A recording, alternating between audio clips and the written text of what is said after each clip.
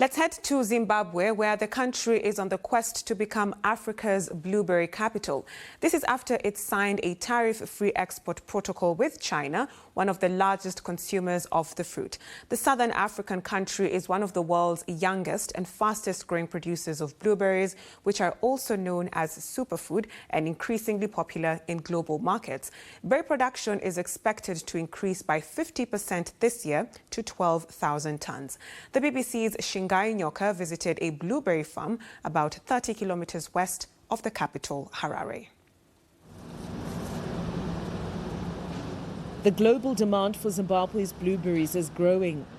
In this cold room, packers process 6 tons of berries a day, most of them for export. Production this year is expected to grow by 50% to 12,000 metric tons. Zimbabwe is still a modest player. The blueberries being produced here are headed for Europe. It also has markets in the Middle East, Hong Kong and Southeast Asia. But a new trade agreement with China has created a buzz here and the potential for this small country to become a significant global player. Laweta Farm is scaling up in anticipation of Chinese orders. So from cricket to blueberries. Yeah. I know, you would have figured that. Former international cricketer Alistair Campbell.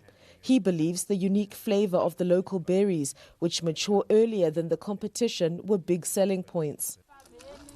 The country plans to double the acreage under berries to 1,500 hectares. But there are challenges: policy uncertainty over currency laws and land tenure. So it's all very well saying Zimbabwe's open for business and using that mantra, but the underlying fundamentals have to be correct. They have to entice capital. Bear in mind that we need patient capital. We need 7-8 year money. There are funds out there that have money exactly for what we require, but we've been marginalized up to now. Over $1 million in capital will be needed to scale up. The payoff is thousands of new jobs and potentially new players. Sugar snap peas destined for the UK and produced by his outgrowers.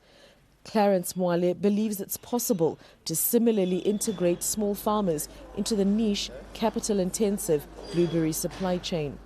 We have a contract to grow 2,000 hectares of blueberries using this small-scale model. We target specific individuals who we know have capacity to grow blueberries. When the Chinese market opens up, as it has now, it just gives us much more scope to look at. Where we were scrambling and fighting for the European market, which we haven't been able to fulfill, now we've got a vast market that we need to feed. It gives everyone a chance to get into that the blueberry production area. Zimbabwe will need to pass Chinese inspections before it can begin exports, but it will also need to build investor confidence in its quest to become Africa's blueberry capital.